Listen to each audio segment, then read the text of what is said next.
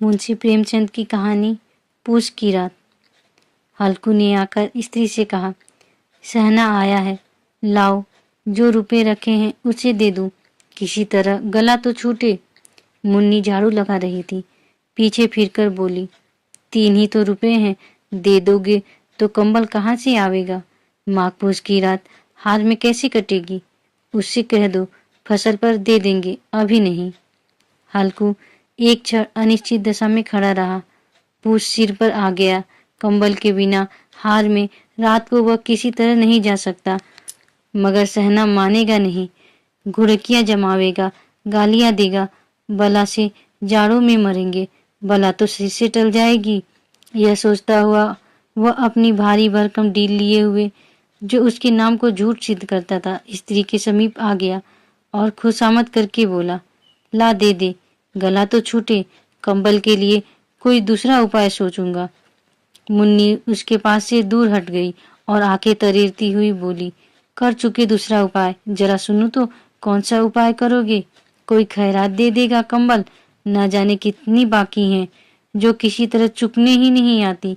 मैं कहती हूँ तुम क्यों नहीं खेती छोड़ देते, मरमर काम करो, उपज हो तो बाकी दे दो, चलो छुट्टी हुई। बाकी चुकाने के लिए ही तो हमारा जन्म हुआ है, पेट के लिए मजूरी करो, ऐसी खेती से बाज आए, मैं रुपए न दूंगी, न दूंगी। हल्कू उदास होकर बोला, तो क्या गाली खाऊं? मुन्नी ने तड़प कर कहा, गाली क्यों देगा, क्या उसका राज है? मगर यह कहने के साथ ही उसकी तनी हुई भौहें ढीली पड़ गई। हल्कू के उस वाक्य में जो कठोर सत्य था, वह मानो एक भीषण जंतु की भांति उसे घूर रहा था। उसने जाकर आले पर से रुपए निकाले और लाकर हल्कू के हाथ पर रख दिए। फिर बोली, तुम छोड़ दो अब किसे खेती, मजूरी में सुख से एक रोटी तो खाने को मिलेगी, किसी की धौंस तो न रहेगी। अच्छी खेती है, मजूरी करके लाओ, वह भी उसी में झोंक दो, उस पर धौंस। हल्कू ने रुपए लिए और इस तरह बाहर चला मानो अपना हृदय निकाल कर देने जा रहा हो। उसने मजूरी से एक एक पैसा काट काट कर 3 रुपए कम्बल के लिए जमा किए थे। वह आज निकले जा रहे थे। एक एक पग के साथ उसका मस्तक अपनी दीनता के भार से दबा जा रहा था। पूस की अंधेरी रात, आकाश पर तारे भी ठिठुरते हुए मालूम होते। हल्कू अपने खेत के किनारे ऊख के पत्तों की एक छतरी के नीचे बांस के खटोले पर अपनी पुरानी गांठें की चादर ओढ़े पड़ा कांप रहा था। खाट के नीचे उसका संगी कुत्ता जबरा पेट में मुंह डाले सर्दी से कूं-कूं कर रहा था। 2 में से एक को भी नींद न आती थी। हल्कू ने घुटनियों को गर्दन में चिपकाते हुए कहा, क्यों जबरा, जाड़ा लगता है? कहता तो था घर पर पुआल पर लेट रहा, तो यहाँ क्या लेने आए थे? अब खाओ ठंड, मैं क्या करूं?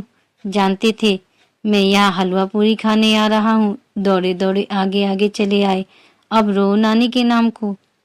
जबरा ने पड़े पड़े दुम हिलाई और अपनी कूकू को दीर्घ बनाता हुआ एक बार जम्हाई लेकर चुप हो गया। उसकी स्वान बुद्धि ने शायद ताड़ लिया, स्वामी को मेरी कुकू से नींद नहीं आ रही है। हल्कू ने हाथ निकालकर जबरा की ठंडी पीठ सहलाते हुए कहा, कल से मत आना मेरे साथ, नहीं तो ठंडे हो जाओगे। यह राड पछुआ न जाने कहाँ से बर्फ लिए आ रही है। उठूं फिर एक चिलम पीऊं, किसी तरह रात तो कटे। 8 चिलम तो पी चुका, यह खेती का मजा है। और एक एक भगवान ऐसे पड़े हैं जिनके पास जाड़ा जाए तो गर्मी से घबरा कर भागे। मोटे मोटे गद्दे, लिहाफ, कम्बल, मजाल है जाड़े का गुजर हो जाए। तकदीर की खूबी, मजूरी हम करें, मजा दूसरे लूटे। हल्कू उठा, गड्ढे में से जरा सी आग निकालकर चिलम भरी। जबरा भी उठ बैठा। हल्कू ने चिलम पीते हुए कहा, पिएगा चिलम? जाड़ा तो क्या जाता है, जरा मन बदल जाता है। जबरा ने उसके मुंह की ओर प्रेम से छलकती हुई आंखों से देखा।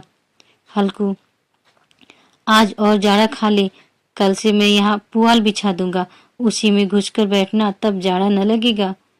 जबरा ने अपने पंजे उसकी घुटनियों पर रख दिए और उसके मुंह के पास अपना मुंह ले गया।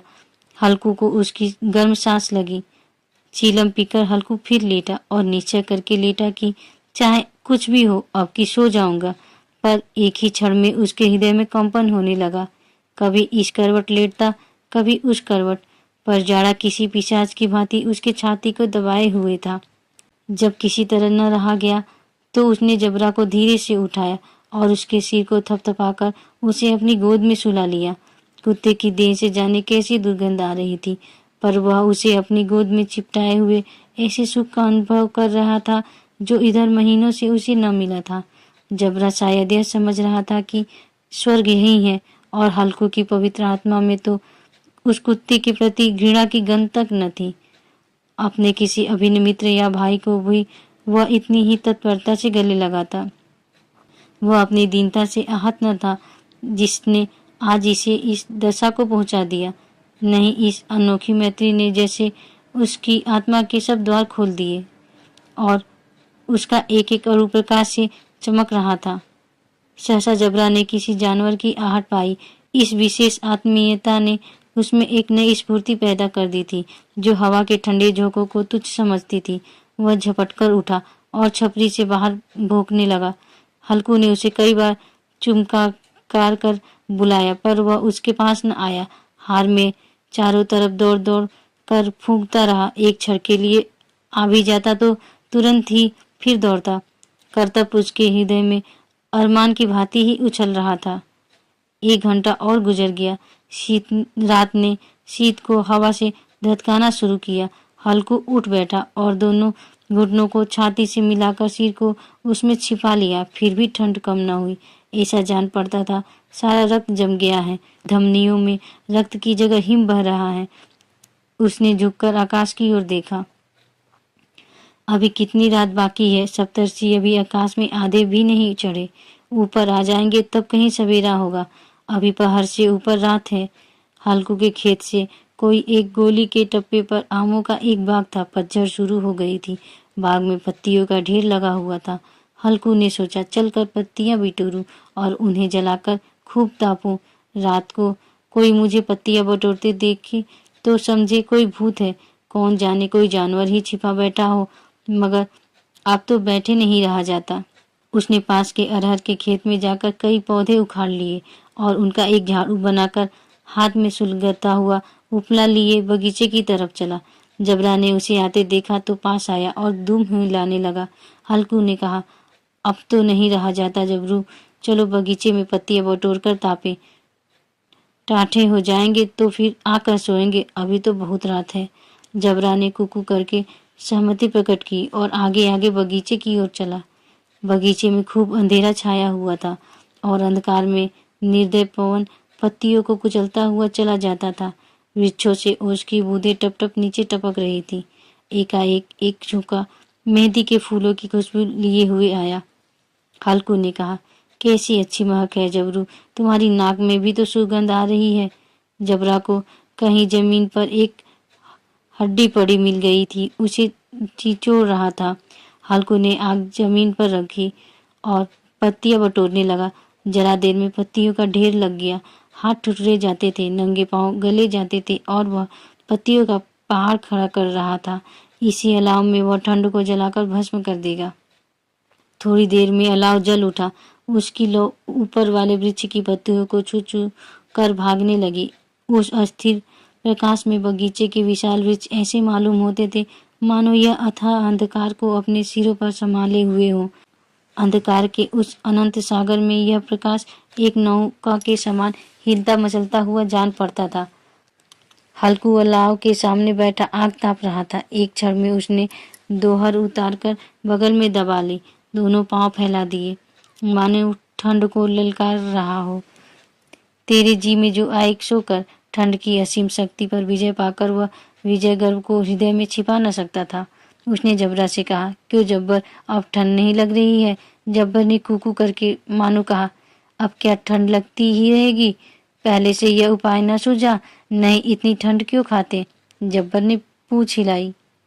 अच्छा आओ इस अलाव को कूद कर पार करे, देखे कौन निकल जाता है। अगर जल गए बच्चा तो मैं दवा न करूंगा। जब्बर ने उस अग्निराशि की ओर कातर नेत्रों से देखा। मुन्नी से कल न कह देना, नहीं तो लड़ाई करेगी। यह कहता हुआ वह उछला और उस अलाव के ऊपर से सांप निकल गया। पैरों में जरा लपट लगी पर वह कोई बात न थी। जबरा आके गिर्द घूमकर उसके पास आ खड़ा हुआ। हल्कू ने कहा, चलो चलो, इसकी सही नहीं, ऊपर से कूद कर आओ। वह फिर कूदा और अलाव के इस पार आ गया। पत्तियां जल चुकी थी। बगीचे में फिर अंधेरा छा गया था। राख के नीचे कुछ कुछ आग बाकी थी, जो हवा का झोंका आ जाने पर जरा जाग उठती थी, पर एक क्षण में फिर आंखें बंद कर लेती थी। हल्कू ने फिर चादर ओढ़ ली और गर्म राख के पास बैठा हुआ एक गीत गुनगुनाने लगा। उसके बदन में गर्मी आ गई थी, पर जो जो शीत बढ़ती जाती थी उसे अलग से दबाए लेता था। जबरा जोर से भूख कर खेत की ओर से भागा। हल्कू को ऐसा मालूम हुआ कि जानवरों का एक झुंड खेत में आया है।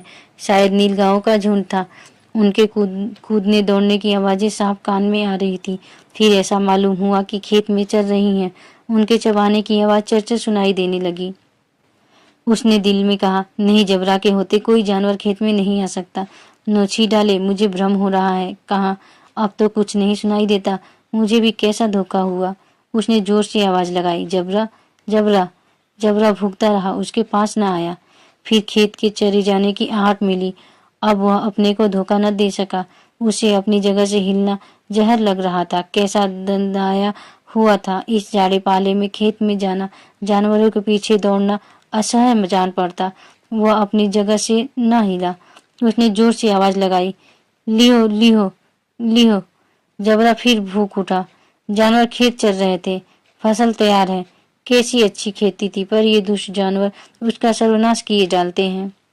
हल्कू पक्का इरादा करके उठा और 2-3 कदम चला, पर एकाएक हवा का ऐसा ठंडा चुभने वाला बिच्छू के डंक का सा झोंका लगा कि वह फिर बुझते हुए अलाव के पास आ बैठा और राख को कुरेद कर अपनी ठंडी देह को गरमाने लगा। जबरा अपना गला फाड़ डालता था। नील गाय खेत का सफाया किए डालती थी और हल्कू गर्म राख के पास शांत बैठा हुआ था। अकर्मण्यता ने रस्सियों की भांति उसे चारों ओर से जकड़ रखा था। उसी राख के पास गर्म जमीन पर वह चादर ओढ़कर सो गया। सवेरे जब उसकी नींद खुली तब चारों तरफ धूप फैल गई थी और मुन्नी कह रही थी, क्या आज सोते ही रहोगे? तुम यहाँ आकर रम गए और उधर सारा खेत चौपट हो गया। हल्कू ने उठकर कहा, क्या तू खेत में होकर आ रही है? मुन्नी बोली, हाँ, सारे खेत का सत्यानाश हो गया। भला ऐसा भी कोई सोता है? तुम्हारे यहाँ मड़ैया डालने से क्या हुआ? हल्कू ने बहाना किया, मैं मरते मरते बचा।